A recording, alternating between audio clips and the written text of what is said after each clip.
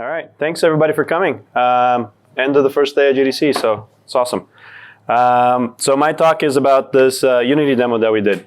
The thought here is we had this demo that you guys might have seen on the Unreal Fest, or not the Unreal Fest, the Epic State of Unreal, and that was our kind of high-end Unreal 4 demo, and then we kind of wanted to do a mobile version as well to just show the range of Houdini and to show kind of the breadth that you can do. The thought about this title was we wanted to basically try to make it as easy as possible to make a game. So we actually run it through Photoshop to where you can make the levels in Photoshop, run them through Houdini, and then get them running on your mobile phone. So I'm going to give a brief demo overview, and then I'm trying something different here to where this is a super deep level talk. To where I'm actually going to go through all of the nodes and trying to explain exactly how to do it. So instead of me showing, hey, look at this cool demo, it's like, here's how it actually is, and here are all the nodes. Hope stick with me. Some part of it we might get dry. I'll try to crack some jokes here and there to keep the mood going. But I hope you guys like it. And do give the feedback if you guys appreciate this type of deep dive or if you guys want to keep it a little simpler. Yeah, so basically we're going to talk about the demo itself. There's two kind of components to the way it works. So basically we have a tool to read a Photoshop file and basically transform Photoshop file layers into curves. And then we have another tool that is a Unity Engine tool that basically can take a curve and then have different modes for different types of assets. So I'll show a quick video of the demo itself. And this is not supposed to be like beautiful art or anything. So this is just, it was myself, Mike, and Paul. But there's a lot of cool stuff. So this was recorded out of my phone. There's different art styles. There's a lot of tools that came out of this. The explosions are actually VERTEX animation textures running on a mobile phone. So there's some stuff that we had to do to get the shaders to work on the low render, lightweight render pipeline in Unity. And there's all of the modeling was done in Houdini. Some of it, we started with a base mesh in Houdini, went into ZBrush, brought it back with GoZ and did a decimation. Paul is going to give a more overview talk to where he kind of covers everything. But the one I'm really going to focus on is actually on the level generation itself. So in production, usually when you're making a game, you usually start with a napkin sketch of your map, and it's just an idea, and you're trying to be like, okay, I want some trees over here. This is the general flow of the map. I want this general shape for the map. I want to put some enemies over here, some bushes over here, some rocks over here. The thought that we had is like, what if that's all you needed? So what if you just had that done, the napkin sketch, and then that napkin sketch transferred into an actual playable level. So that's what we did. And here's another video to where Paul actually runs through the whole stage. I'll talk a little bit about it, but the video is self-explanatory. But we'll start with just the playable level, and this is the terrain layer. And the terrain layer is actually like a height map layer to where white is the highest spot, middle gray is null, and then black is darker, so you can get some elevation changes. So in this case, we want it basically to look like a canyon to where the walls are really high. So then we bring it into Unity, we drop in the HDA, we hook up the PSD file straight into it, and then we tell the PSD file which layer we want out of or the Unity file, the HDA, which Unity file do we want, and then what mode to interpret that layer as. So in this case is the terrain layer. And that's what basically you get out of it. And the general idea is to give this to your level designer, and even if they don't know anything about Houdini, anything about modeling, anything about 3D, they can basically make a map and start playing the game. It's not supposed to look like final art, it's supposed to look like block out to where at least you have something that is playable. And then Paul wanted to add enemies, so it was just too boring to just run around and give a little path to kind of guide the player. So there's two different layers, one for roads and the other one's for enemies. And I'm actually going to go through and explain how each of these are figured out and done. But you can see fairly easily, you just go back into Unity, you reload the map, you kind of recook the HDAs, and you go back and you can play it. Now we kind of wanted to add fences. So that's the other capability that we have. Whereas if you drive a curve in Photoshop, we can actually transfer those curves and turn them into little fences around the enemies. And that way you can kind of like protect the player a little bit from it. Or you can, in some cases, in some of the levels, we have really straight bridges, and we can kind of give a little bit of, so they don't fall from the world. So in that case, it was actually too hard and you couldn't shoot through the barriers. So we went back in and just erased some of the barriers, so the fences, you couldn't shoot through them.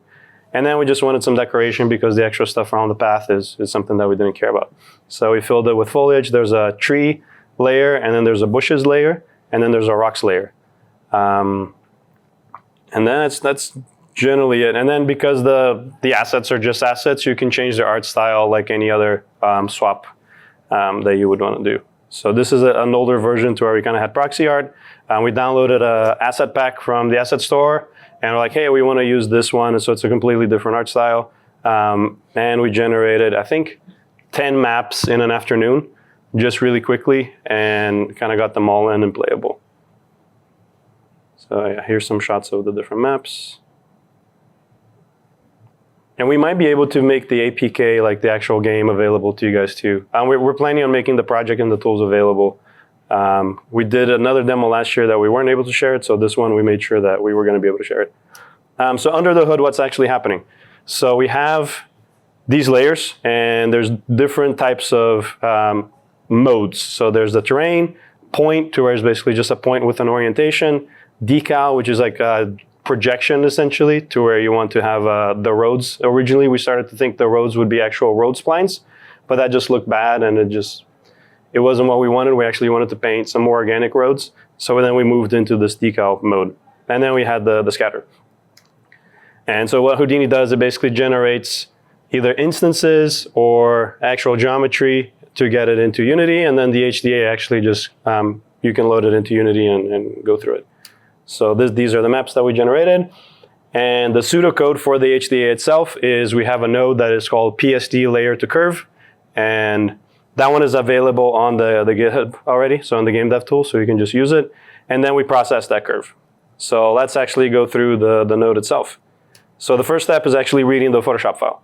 So if you guys aren't familiar, we do have a full kind of image processing system inside of Houdini called COPS. And that's for kind of reading and writing and manipulating images. So a little bit of the pseudocode network. All we want to do here is we want to read the PSD file as a whole. We want to isolate the layer that we care about as the color and basically remove everything else. So it's super simple, really basic what you're trying to do. And the general gist of this talk is just to kind of show how a lot of really simple, basic tools can generate something that's really complex and really powerful for your users. So here's what the Photoshop file actually looks like in Photoshop. And you can see there's all of these different layers. Inside of COPS, there's a file cop, which is kind of like a file SOP that reads the PSD file natively. And if you can see the layers or the image planes inside of the cop matches the ones that were in Photoshop. So what we can do then is we can basically remove the C and A, which are the kind of default ones, because we want to override them. So we drop a delete node. And then we rename the custom one that we care about. So in this case, I think it was roads. And then we renamed that to C. So we basically just kind of shifted that. So that's now the new default. In our case, we actually had to fill the alpha with black, because if we don't, you kind of get some red overlays and some extra information that you don't want to kind of pre-multiply against the curves themselves. And then you delete all the other planes. So that's it. And then you have an out node. So with just these few nodes, and I know it might seem like, I don't know if you guys got lost in the middle of it, or it's kind of hard to see on a PowerPoint, but again, we just read the file, we isolated the layer, and then we removed the other layers. So really, really basic. Then we actually want to take that image and then do something with it. So in Houdini, there's a SOP called the trace SOP. And the trace SOP is designed for basically converting images into curves. But by default, it kind of generates lots of points. So what we want to do first is do a little bit of cleanup. So we fuse the points. So we drop a fuse node to just kind of weld points that are really close together. And then we do a facet node with remove inline points checked on, which basically if you basically have a straight line with a lot of little points on it, it kind of just gives you 2 points at the two ends of it, as opposed to kind of giving you a lot of points along the way. So that just simplifies things a little bit. What we want to do next is actually we want to read the color that was in the Photoshop file and then use that as the color in your vertex colors. Because of the way the trace node works, you might be at the very edge of your color. So what we need to do is actually shrink the UVs a little bit. And the way we shrink the UVs is actually kind of cool, to where we can take the UVs of the model and basically use those as the position. So if you just use a point wrangle, and all you do there is just set the UV to equal, or the position to equal the UVs. What you do is you basically move from UV space to world space. And what that allows you to do is now use all of the rest of SOPs to manipulate your UVs. So in this case, the way we shrink our UVs is by doing a poly extrude. with an inset. So you basically inset your UVs, or you inset your mesh, and then you kind of take that new position, and then you set that as your UVs, and then you restore your original positions. So now you basically shrunk your UVs using regular SOP. So there's a ton of stuff you can do by kind of going back into UVs, and the other way around too. So you can take an object that is in world space, kind of throw it into UV space, do things like UV layout to pack things, and then kind of move them back into world space. And then for loading UV color or loading vertex color, so we actually now want to load the colors again, is just this attribute from map node. And that one you basically just point it to the same node that you had, or the same file that you had, and that's going to set the vertex colors for every point. And then finally, we just rotate it, because by default, the trace SOP is going to give you something that's vertical, and we want something that's horizontal. And we're going to reverse it, because by default, the trace node kind of gives you backwards things. And we set normals to make sure that you get good geometry. So again, it's a lot of little steps, but they're really simple. And if we look at the kind of overall pseudocode, it's like we read a PSD file with the trace SOP. We cleaned it up with the fuse and the facet. We shrank the UVs, reloaded the vertex colors, and then we rotated and added the normals. So this is something that once you kind of get the hang of it, you can really throw together in a few minutes. But again, now it's a powerful system that's backing the kind of heart of this game. And we figured that this tool was just generally useful, so we actually packaged that up, and then we made that into a game development toolset node. So you don't even have to do this again. So if you want to try setting this up yourself, you can just start from this trace PSD file and use that. So now we have PSD files in Houdini as curves, which is awesome. What we want to do now is kind of process that curve in different ways. So there's lots of different ways we are processing it. I'll show, I think there's a picture of the node is basically one big switch. So it's like multiple chains that are on the HDA, and then a switch in the bottom that can kind of control which one goes where. As is just a pass through. So if you're kind of trying to debug it, it just passes those curves straight through so you can see what you're doing. Sweep we didn't use, but the idea here is to try to generate roads to where if you have something that might be a little sloppy, or your curves aren't perfect, it will kind of give you a perfect ribbon based on those. Point is for instancing, so for spawn points. And the cool thing here is that we can actually get directions. So instead of just placing something and you're going to get random directions where you don't know what the enemy is going to face, we can actually do a stroke towards the direction, and then we get the centroid with the kind of direction of where the enemy should be facing. Terrain is the terrain bit. Scatter area is like the kind of heart of it too, where we just take the curves and add a bunch of points inside of it. Fence, and then building is something that Paul is going to show. I don't show it here. I think I'll have a slide for it, but we actually have a building generator. So we actually did one of the levels. You draw a shape in your PSD file, and then that runs through a building generator, and then you get a full building in the game. And then finally is the decal. So now we get into the meat of it. So get ready, because it's awesome. So the as is just a pass-through. So basically, all we're doing here is we're scaling it at up 100, because we basically put it in Unity space, and then there's a parameter called size that we multiply by, and that's it. So basically, it just comes in, we read that curve, we pass it through. The roads are a little bit more complicated. So what we do is we get the straight skeleton. So basically, you have the kind of shape of your curve, and we want to get the kind of center spine of that shape, and that's called the straight skeleton. And then we want to basically get the distance of that straight skeleton to the edge, and set that as the p-scale. So the p-scale is a special attribute in Houdini that basically gives you thickness. So when we sweep it, if you have something that went from thin to thick, your sweep will actually match it. But the nice thing about the sweep is that you'll get UVs, and you'll get kind of like a perfect ribbon and nice segmented things, as opposed to kind of a weird triangulated mesh. So here is the node itself, and it's kind of like a simple little chain, and I'll go into details. But you can see how I have different thicknesses for the different curves. So first we resample the curve just to kind of make sure that it's not super dense. So we kind of simplify it a little bit. And then we have a game dev straight skeleton node that basically just gives you that curve now. Before you had to do a poly expand 2D and then do some shenanigans to try to pull out that center spine. We simplified that to where now there's just a node called straight skeleton, and it has a lot of extra fancy bits. So the straight skeleton will usually not go to the edge of it because it kind of shrinks it down and you kind of get the main core, but we have an ability of basically projecting that last point back out to where it touches the original curves. So now we actually have something that looks like what you guys are seeing. Then we do that attribute wrangle to basically move the edge distance attribute that we get from the polyexpand 2D to p-scale. We blur a little bit just in case it's a little bit noisy.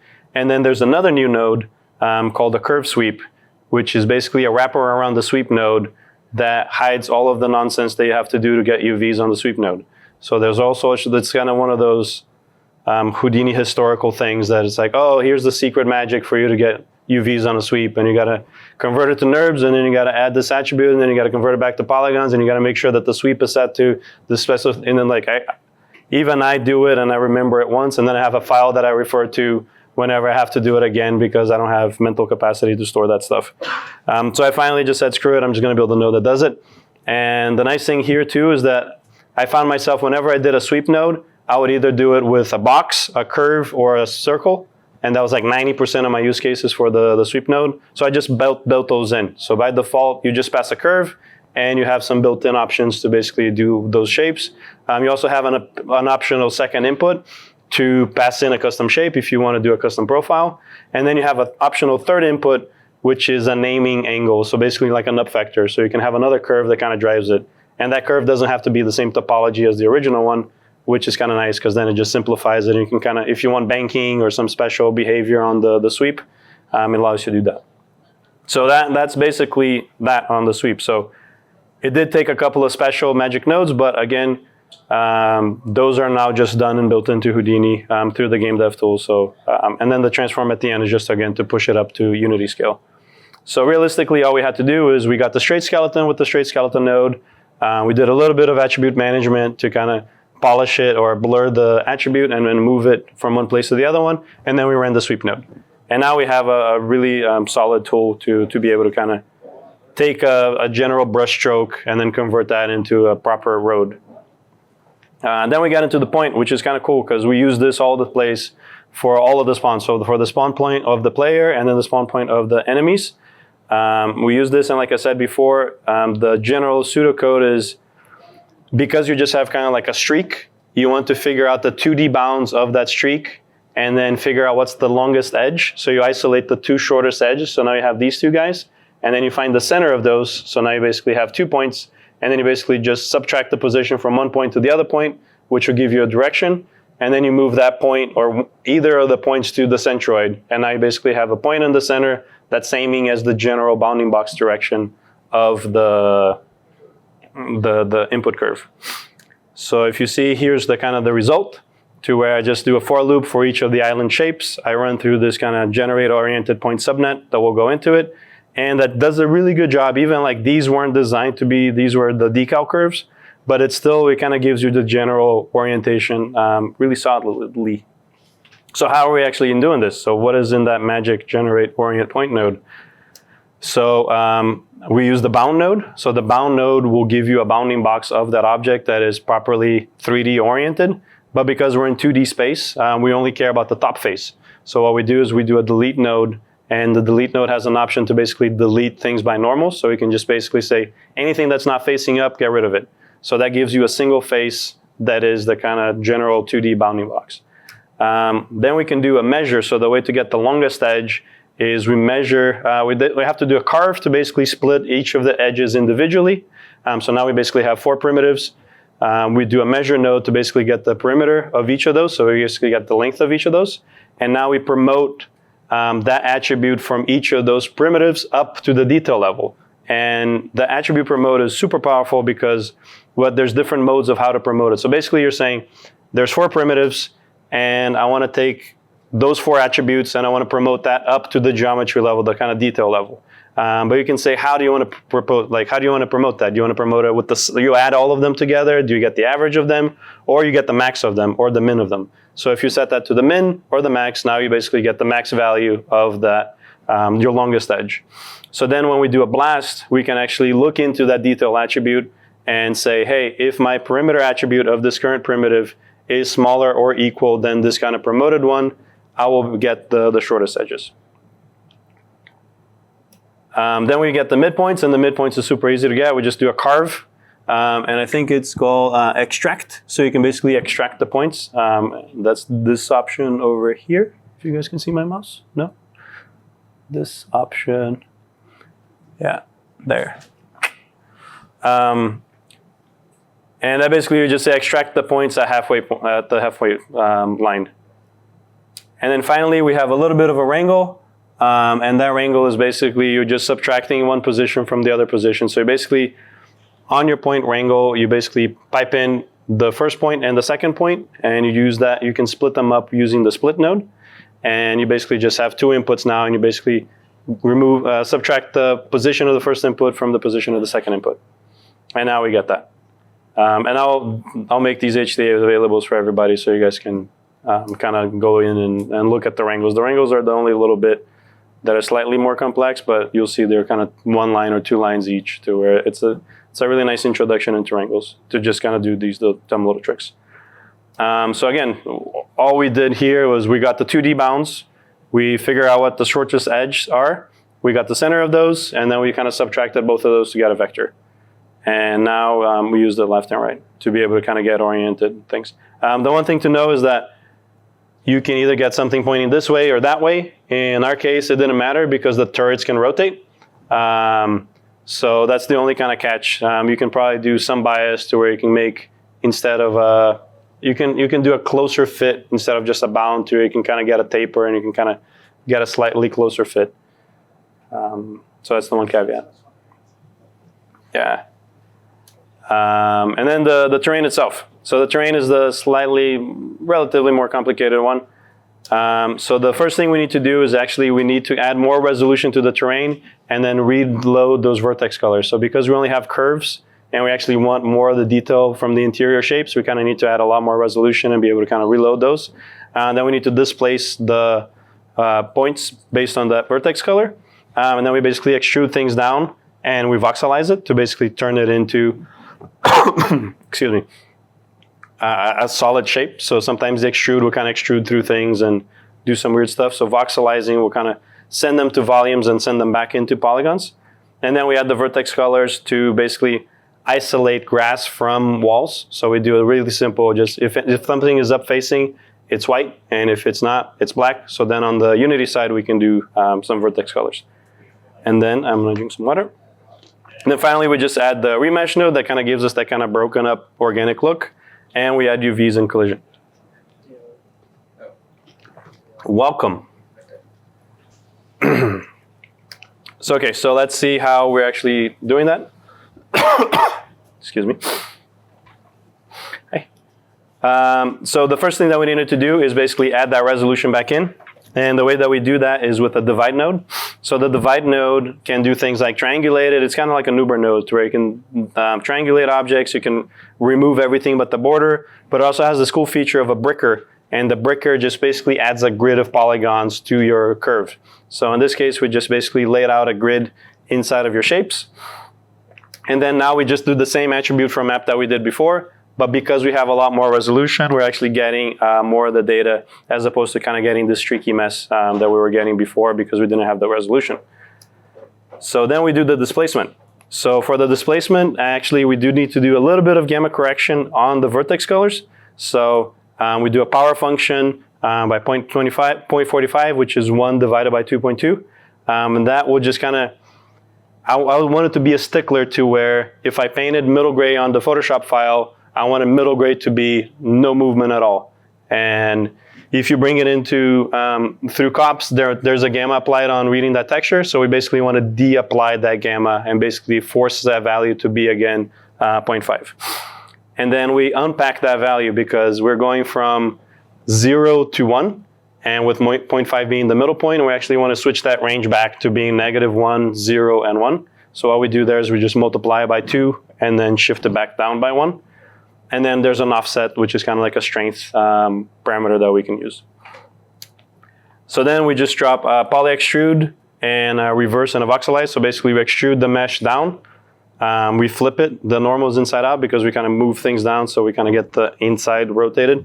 And then we have a node in the game dev tools called voxel mesh, which all it does is basically sends the mesh into voxels and then send them back into polygons. So it goes through OpenVDB and then back through. And this starts giving us a little bit softness, and it starts getting some cool little bridges that start to happen naturally, to where if things are just slightly closer together, there's a little bit of that kind of meta ball feel to it. Then we add vertex colors. So this is super simple. We basically make a group based on the normals. So basically we just select any normals that are facing up, and then we set a color to those that we're going to pick up on the Unity side. And then finally we do this remesh, and the remesh is just like an artistic choice, and if you're just doing blockouts, it might not matter, but for the game we wanted it to look a little more organic. Yeah, and then finally we just, there's two little steps to where we added the UVs because we want to have textures on it, add normals, and then there's this kind of secret group that adds collision to Unity. So this is a kind of naming convention that we have with Unity or with the Unity plugin for Houdini. And you can look this up in the Unity plugin documentation. There's a few kind of known groups or special words that tell Unity to do something specific, or the Unity plugin. So in this case, we just wanted to say, take my polygons and use those as the collision as well. So we basically make a group and we say, this is render collision geo, and it's just something that the Unity plugin understands and can set that up properly. So again, that was kind of long and it had a lot of steps, but if we kind of pull it back down and break it down conceptually, we just added the vertex colors back in. We displaced the mesh based on those vertex colors. We extruded the mesh down and kind of gave it the kind of meta ball look to it. We added some vertex colors that are going to be useful in Unity. And then we remesh it and add the UVs and collision. So the end looks like this. It's a little blobby, but for our blockout purposes, it's more than enough. And once you kind of put it on a phone and you kind of zoom in, you really don't see the shape at all. You just kind of see the textures, which works really well. I'll do questions later. So we'll stick through and we'll do questions after. Then we have the scatter. So the scatter is really simple. So the only difference here, scatter is just a built-in node to Houdini, to where you can just take a shape and you scatter a number of points. And we wanted to do something slightly fancier, to where we wanted to do a measurement of that island and then use that as a multiplier into the scatter number. So basically, if an island is really tiny, we don't want 1,000 points on it. We want to multiply that by the size of it. And then we have another little bit, which is we're snapping to the ground. So all we do there is we move all of the points up into space, and then we kind of raycast them down to basically, so if we have the terrain now can change, and we didn't want floating rocks, so we basically move everything up, and then we basically shoot everything down. And then we delete anything that didn't hit the terrain and kind of stayed up at the specific number. So again, this is what the chain looks like, which is relatively non-threatening. And so what we do is first we do a for loop based on the connectivity. So basically for each island, which is fairly standard thing you want to do, is you basically for each connected piece you want to iterate through it. In this case, we do a measure SOP again, which is super useful. But in this case, instead of looking at the perimeter, we're measuring the area. And then on the scatter, we're kind of indexing into that measure SOP and getting the value that it was, and just using that as a multiplier. So I'm going to say my base value is 200 points. But then I'm going to multiply that by the area. So if the area is big, I'm going to get less or more. So then we basically do that loop. So for each of the 4 islands, we scatter it. And then we add some random attributes. So you can see I'm randomizing the p-scale attribute, which is the scale that the attribute that Unity is going to use on the instances themselves, and also the rotation Y. So I actually wanted them to not be perfectly laid out. We wanted them to be randomized, but we only wanted them to be randomized on the Y. So we just kind of wanted to twist the trees around and the bushes around.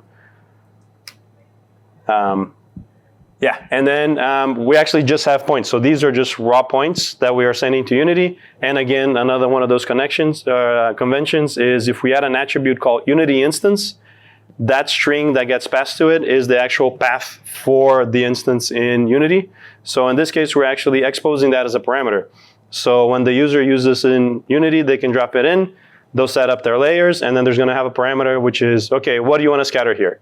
And then you can take your prefab that is a rock or a tree or a bush, and you can basically just drag and drop that, and it will instance those. So again, super simple. We're doing some fancy stuff with scattering based on area, but this is relatively straightforward. Adding a couple of attributes to basically make Unity do slightly more fancier things.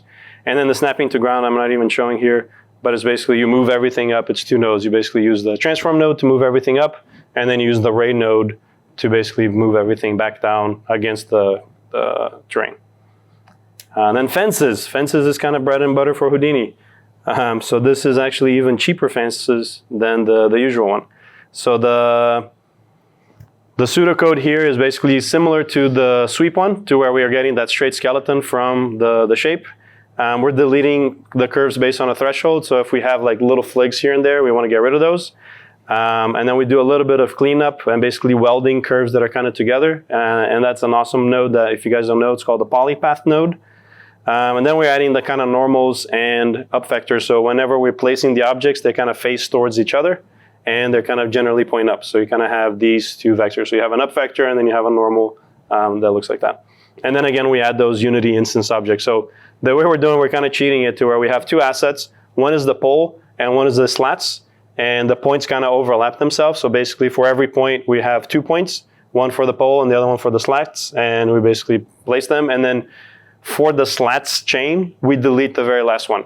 So you don't have a slat kind of hanging out the end. So again, what we're doing is that straight skeleton game dev node that will give you the kind of spine for the curve that you used. Then we are doing this kind of cool trick, which is you basically do a for each node, and instead of doing a delete, you actually do a switch to a null. So you basically do a check and you say, if this is true, use the incoming geometry. If this is false, use the null, which is basically essentially deleting it. So in this case, basically we pass all of the curves that came out of the straight skeleton and we do a measurement check by basically getting the arc length, which is like the length of the curve. So we can say, if the length of this null 3 node, and then there's like a couple of like, we basically want the 0, like basically from 0 to 1 is smaller than 3 or greater than 3, it's true, then we want to get the branch that came in. And if it's false, we're going to get the null, which means we're basically deleting it. Then we do a little bit of cleanup. So the straight skeleton will basically give you more primitives than you want. So you kind of want to weld the 2 curves together. And the way you do that is with the polypath node. So this is super useful. And sometimes we even use it like on the OSM data to where you basically have a lot of general curves together and you kind of want to weld them into a single long curve. That's what it's for. And then finally we just sort, because once you add things together, the vertex order is going to be wrong, to where like you might have 0 halfway through the curve and you actually want to sort them based on the vertex order. So the original one is actually 0 at the end. For the normals, it's just the polyframe node. So if you guys are familiar with that, it's fairly straightforward. It's also, as of 17.5, the polyframe node can generate McT tangents, which is kind of cool for shader stuff, and or generally tangent work. And then we do add an up vector. So now we have those 2 vectors that we need for Unity to be able to instance things together. And then finally, we kind of split it into 2 chains. One where we get, again, we loop through every curve and we delete the first point out of that curve. So we don't have the kind of dangling slat. And then the other one we just pass through. And then we set 2 different Unity instance attributes. One, which is the slats, and then the other one that's the pole. And we get something that looks like the fence. So again, like it takes a little bit to go through it, but realistically, all we did was we got the straight skeleton, we deleted the small curves, we cleaned it up a little bit, we added a couple of attributes that we needed for making sure that things were placed and oriented right, and then we added those instance attributes. And then the final one is the decal mode. So the decal mode is really cool because it's just generally useful. And what we're doing here is we're kind of almost projecting the geometry onto the terrain. And the way we do that is we thicken the curve to where now it has volume, and then we boolean that against the terrain, and then we get the intersection boolean. So what you're really doing is you're basically almost creating a cage, and then you're getting the piece of the terrain that's within that cage. So instead of getting the curve and trying to raycast that into it, which might give you the results you want or not, you actually just get the terrain geometry that you want. And the nice thing is that terrain is already UV'd and has vertex colors and other stuff, so you can leverage those to make sure that textures blend properly. So let's go into the nodes. Yeah, so basically we have the snapping to the ground to make sure that we just move everything up because we don't want any curves beneath the terrain. We want to move them up, snap them back down. And then there's a thicken node, and the thicken node basically just extrudes things on both directions and kind of welds them in the middle, which gives you this nice cage. Then we do a boolean. which will basically is set to intersect mode, which will give us that plane. And then I'm actually grouping the edges. So actually what I wanted to do is I wanted to fade the edges of these guys because I wanted a nice transition into the terrain because I wanted these to be like little dirt patches and like little roads that basically behave like decals. So what we do is we drop a color node to basically flood them to black or flood it to white. And then we do a group with edges set. And basically select unbound edges, which is or unshared edges, which is going to be your borders. And then we set those to black. So if you can see, the kind of last polygons are kind of fading to black. And then we use that on the shader. So if you can see now, we have everything together. So the roads are here, and you can kind of see that they fade a little bit. We have the fences. We have everything, the rocks, the scatter, the points. And again, just to see it one more time, now they kind of have the perspective of everything. The roads are the kind of grassy, lighter bit. The instances are placed. The fences, you can see there's actually the bug in this case. I'm actually not deleting the last slat. I'm actually deleting the last pole. So now I got that double long little bit, and I blame Paul for it, so it'll be on record. And in this case, we actually, like Paul has some amazing other talks to where he goes through some of the modeling that was done for it, which is super basic, but it's again just to show how really easily you can do. And then this is me dying on my own game because I couldn't beat it. But that's it. So now you have all of the knowledge that you need to do to basically recreate this game yourself. And you can basically go through and hopefully set this up. So again, just a recap of what we went through. We have this tool to basically convert PSD layers to curves. And then we have lots of different ways of processing those curves. Lots of little tricks in there, lots of cool little things, lots of new tools that came out of this because we basically ran through it and then we're like, this straight skeleton thing is kind of generally useful, so maybe let's just make a tool out of it.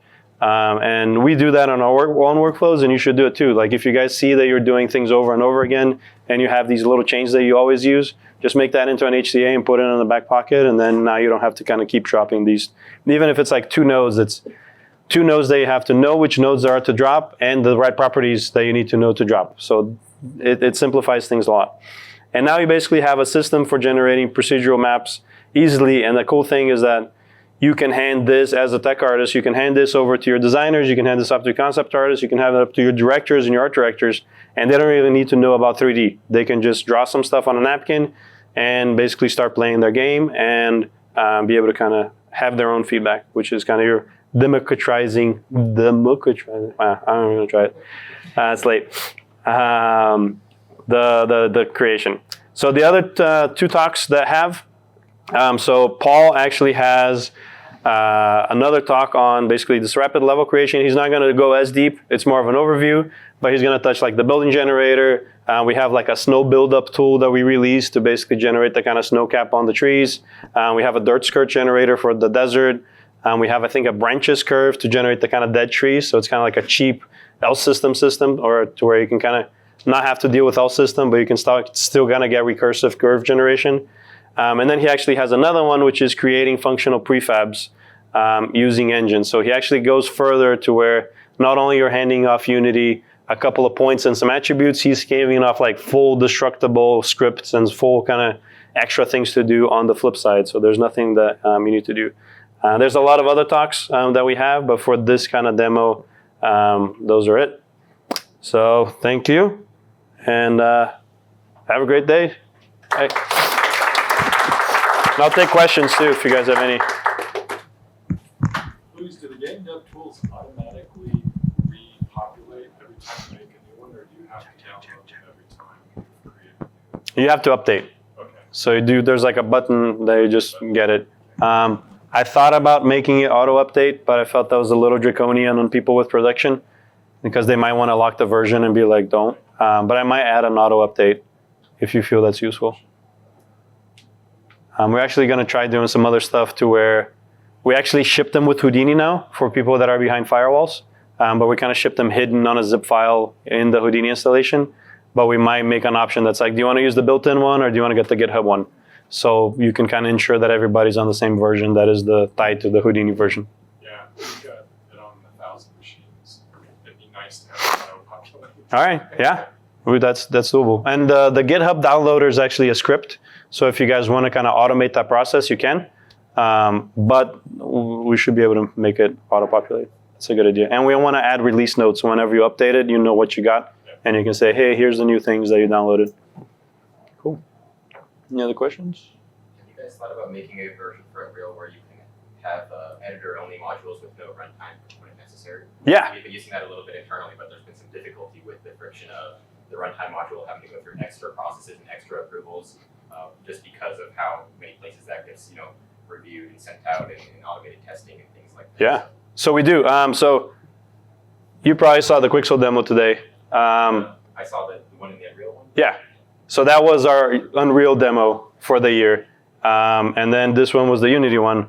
But they're kind of mutually, like, you could definitely do the exact same thing in Unreal.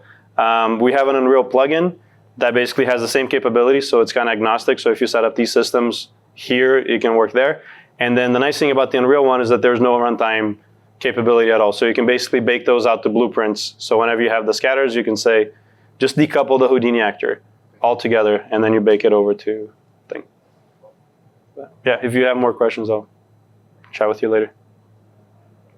Do you have any tips of using, we tried the trace node and for the 90-degree curve, Yeah. it came out properly? Yeah, the fuse is the one that tries to catch that.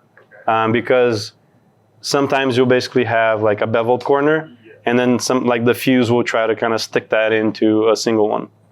So you have the fuse and the facet, so the fuse tries to kind of force those 90-degree curves, and then the other one, yeah. Yeah, but it's weird because it's like a pixel perfect. So if there's 2 pixels that are here, it's not going to give you that 90-degree. It's going to give you the little one. Is there a way to import like an Illustrator file? You can import SVG files. So you can export vector files. I don't know if like a .ai file will come through. That's worth testing.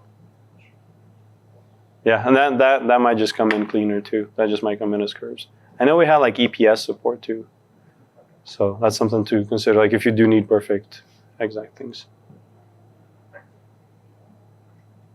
Anything else? Too low level, decent, a little bit.